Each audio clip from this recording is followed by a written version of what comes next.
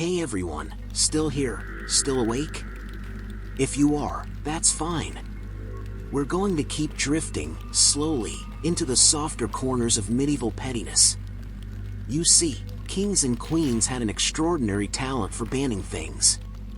Sometimes it was to assert control. Sometimes to appear holy.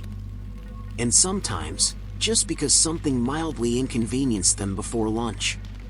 It's oddly comforting, really. Power didn't make them wiser, just louder. And tonight, we'll wander quietly through the candlelit corridors of royal irrationality, where entire nations lost privileges because a monarch got cranky. The peach ban of King Louis XI. Let's start with Louis XI of France, a man so paranoid, he made modern conspiracy theorists look like calm beach enthusiasts. He was known as the Spider King, not because he was clever, but because he spun webs of suspicion around everyone he met. One afternoon, while traveling through the Loire Valley, Louis was served a plate of fresh peaches. Juicy, ripe, and fragrant, the kind of fruit that makes you forget for a moment that you live in a century without plumbing. He took one bite, and immediately fell ill. It was food poisoning, of course, nothing supernatural. But Louis, never one to let logic interfere, decided he'd been poisoned by peaches. Not the chef, not the knife, not the questionable hygiene of 15th century kitchens, the fruit itself. Within days, he declared peaches an enemy to royal digestion and banned them from all court feasts.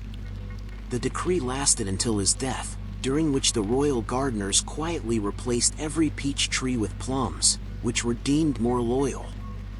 And so, for nearly 20 years, an entire royal orchard was rearranged to suit one man's indigestion. The trumpet tragedy of King Henry VII. Now let's cross the channel again, back to England, home of sturdy monarchs, perpetual reign, and spectacular overreactions.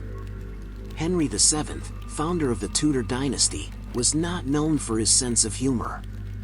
He'd spent most of his life surviving rebellions, impostors, and questionable relatives. So when his coronation finally took place, he wanted a celebration worthy of his new dynasty. He commissioned an enormous parade through London, banners, music, gold cloth, the works. Everything went beautifully, until one overly enthusiastic trumpeter decided to improvise.